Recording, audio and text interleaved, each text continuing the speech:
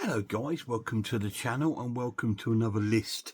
It's not really a top 10, it's just a list of 10 Hammer horror films that are awesome and worth a watch. So these are ones that I sort of recommend to you. I have done the top 10 a year or two ago now, which is probably completely changed by now. And that's the thing with Hammer, because they made so many good films that it does change. I mean, I could do a top 10 favourite Hammer films now, you know, because it would be like different to the one I've done 2 or 3 years ago, but I'm not going to do that. So what I'm going to do is just give you 10 awesome Hammer movies that I recommend worth watching. And we're going to start off with one that I reviewed not so long ago on my channel. This video will probably come out after it.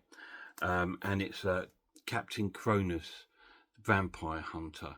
Won't go into too much detail of the film, simply because I did that in the review of the film. So that's a really cool film.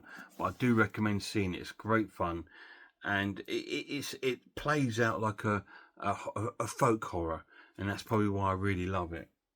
Really cool. Next up is one of my sort of childhood kind of Hammer films. One of the first sort of Hammer films I ever saw, with Noel Williams and Ray Barrett, and it's The Reptile.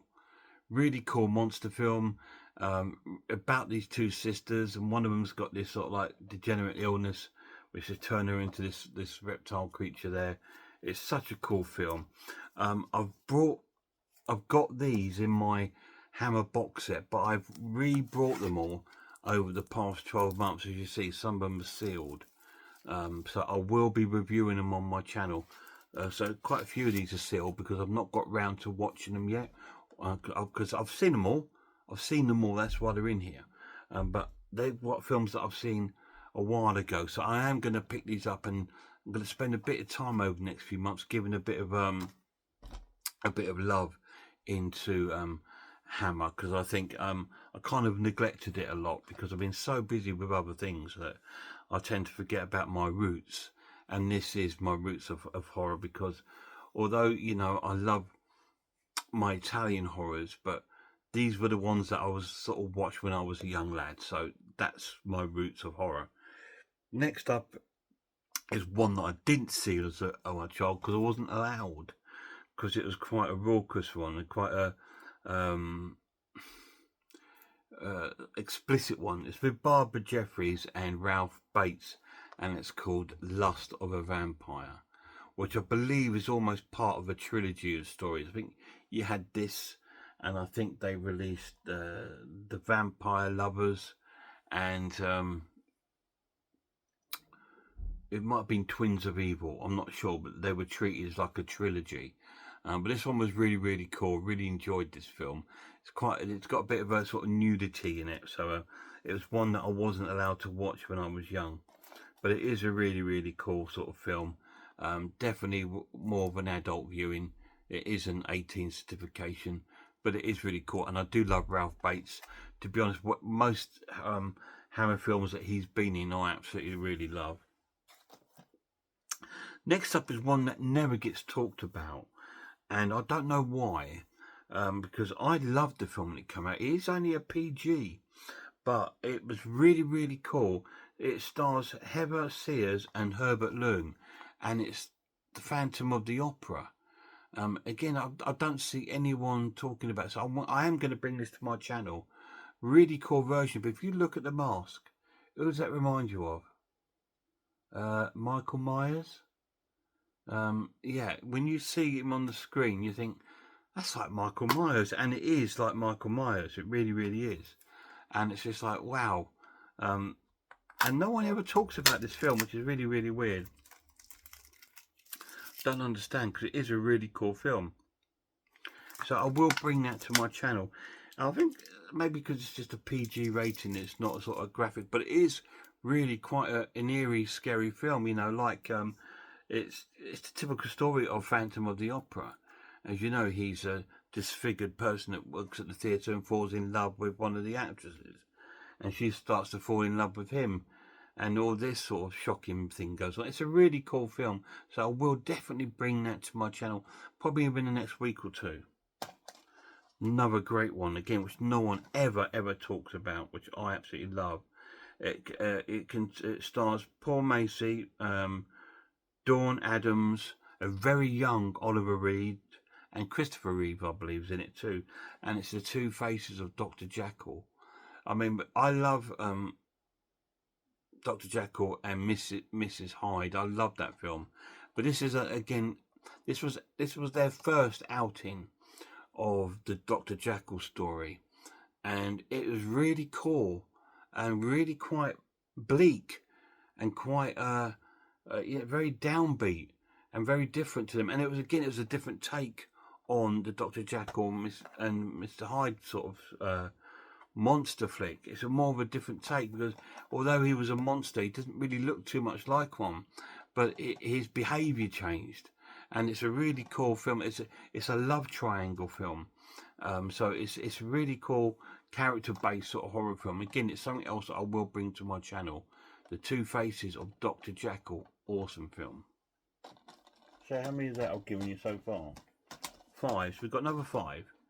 Now this one to me is probably one of the most underrated. If you're going to say underrated, now underrated means it came out to bad critical review when it came out, and nobody went to see it, didn't do much, and sort of disappeared. Now that's underrated. A lot of people these days class underrated just because someone ain't talking about it. I've heard some people say, oh, one of the most underrated films ever is Texas Chainsaw Massacre. It's one of the most popular films ever. It's not underrated at all. But this one to me would be, I would class as an underrated one, because again, no one really talks about it. It's a fantastic film, and it's a sequel to The Curse of Frankenstein, and it's called The Revenge of Frankenstein. Absolutely amazing film. Stars Peter Cushing. A really cool film. I knew he'd turn up in this 10 somewhere, wouldn't he? We've already had the other icon, Christopher Lee, so I knew he was going to turn up. And it stars Peter Cushing again as Victor Frankenstein. It's an amazing follow-up, guys. It's really cool. There are 2 Frankenstein films that are really sort of don't get the respect, and this is one of them, and the other one I've already reviewed on my channel, Frankenstein and the Monster from Hell. Fantastic film, really cool films. This is really good. I will definitely bring you this one on my channel. What an amazing cover. Isn't it amazing how many of these films are on Indicator? You know, they're all on Indicator, these films. I mean, because Studio Canal got most of them. But there are a number of Hammer films, not necessarily horror. There's a number of films on there. There's one called Cash for Demand, which is like a bank robbery film starring Peter Cushing. That's on Indicator. The Damned, you know, The Gorgon, which I've already reviewed on my channel. There's so many. Never Take Sweets from a Stranger, which is an amazing film. That's also a Hammer film. So it's really cool. So that to me is one of their underrated sort of little gems, The Revenge of Frankenstein. Next up is a lot of people's favourite one from the 70s, starring Christopher Lee and Charles Gray, and it's The Devil Rides Out. Now this again, it's still sealed. I will be getting around to it. I still got my price on the back.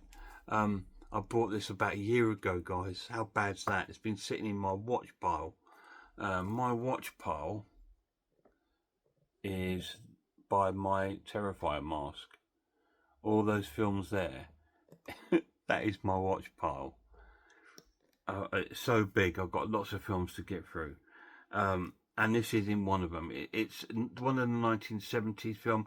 A lot of people think it's like a storyline around To the Devil or Daughter, which I have reviewed on my channel, which is an amazing film. Christopher Lee's in that one too. And this is another sort of satanic horror film from Hammer. Oh, sorry guys, so I will bring that to my channel. I don't think there's one film on here, this video, that I won't review on my channel over the next coming months. We've already done Captain Cronus. That will now go into my display cabinet because I've finished with that now. I've watched the special features, which are really cool, and so that will go away until I fancy viewing that again. Maybe when the lad comes up, he might want to see it, so I'll dig it out then. So we're getting there. Next one up is Hammer's venture into the world of zombies with Andrew Mill, and it is Plague of the Zombies. Again, it's something I really want to bring to the channel and review for you. It's in my top 10 favourite zombie films of all time. It's a great film, really, really cool. Don't let the 12 certification fool you. The zombies are quite scary in it, and it is quite a creepy film. I'm not going to go through synopsis on these guys, a lot of them, because I want to review them on my channel, so I'll save it for them. So yeah, Plague of the Zombies, fantastic. A couple more to go. This one's a really cool film, really, really cool. Starring Susan Strasberg, Ronald Lewis, and Todd, and featuring Christopher Lee, and it's A Taste of Fear. Again, it's not one I've seen anyone talk about. It's a black and white film. It's one of the earlier Hammer films, and it's such a good sort of like mystery film. Really, really cool. I absolutely love the film. In fact, both of these are sort of more mystery films than out and out horror. But there is a lot of horror in this film. It's fantastic. It's really cool. It kind of reminds me a little bit of Rear Window, if you've ever seen that Hitchcock film. This is quite a Hitchcocky sort of film. You've got this woman in this wheelchair, and she's seeing all this stuff going on, sort of thing. And it's a really, really cool film. Taste of Fear, really cool. Again, on Indicator. And last but not least is another sort of a great sort of scary thriller with Peter Cushing, and it is Fear in the Night. Again, this is going to come on my channel. It's about this young girl here who gets attacked by this one-legged, one-armed killer who's got this prosthetic arm that falls off, and she's haunted by him. She sees him everywhere, and she's really scared and all this sort of stuff. She ends up going to this sort of institute, which is run by Peter Cushing, sorry, and it's absolutely really eerie and scary. Again, I'm not going to go too much on the synopsis of it because I want you to come back and watch my review of it if you think, oh, that's going to be really cool. And it is. Even stars a very young Joan Collins in this film. I'm sure Ralph Bates is in this one as well. Really good film. So there you go. 10 awesome Hammer movies worth watching, checking out. So we did have Fear in the Night. Cool film, guys. Taste of Fear. Very sort of Hitchcocky sort of film. We've got the Plague of the Zombies, a bit of a zombie-like film. We have The Devil Rides Out, a satanic entry to the Hammer franchises. We have The Revenge of Frankenstein, the follow-up to The Curse of Frankenstein. Awesome film, guys. Lust for a Vampire, very naughty vampire entry to the Hammer thing, but really cool. Looks wonderful. The Phantom of the Opera, hardly talked about, and we will bring this quite soon to my channel. Really cool. The Two Faces of Dr. Jekyll, another amazing film. The Reptile, my first Hammer film I ever saw. And of course, our Captain Cronus, the Vampire Hunter. There we go. I hope you've enjoyed this little sneak through. These are pretty much films that I'm going to be bringing to my channel in a sort of horror tribute to Hammer over the next, I don't know, 6 months probably. I won't put them out one after another because I think you'd soon get fed up if I was just going through Hammer films and sort of neglecting other sort of films that are sitting up there on my watch list. It scares me when I look at it. I've still got stuff there, guys, from Christmas. I've still got my Christopher Nolan 4K box set, my Taxi Driver 4K, still sealed, you know, and I haven't even opened it yet, you know. I've got the films I bought in Stevenage. You remember the cult films that I bought? Knights of the Demon, uh, Soldier Blue, and Blazing Magnums, and that they're all still sitting there. And I am going to get round to them, I promise you. But it just takes me a little while. I'm getting older and I'm getting slower and forgetful. And I get so in depth with something. Like lately I've been playing a couple of video games. I've been playing the Sherlock Holmes The Awakened, which is a bit of a horror game. So go and watch those if you want. There's quite a few videos on my channel. I am on the last chapter of that, so I will put these out as well. So the complete game is on my channel. And I've been playing my flight simulator again, because I bought a brand new controller for it. So I'm back on the old flight simulator with this beast, and I'm still rubbish at it. But do you know what? If I was good at games, I probably wouldn't put them on there, because it'd be like, who wants to show off? Who likes to show off? You know, and I'm rubbish at them. I don't show off about anything. Yeah, I like to show you my films, but that's not showing off. That's recommending stuff to you. You know, everyone's got their own interests and hobbies, and I'm a bit of a horror collector. I love to collect horror films.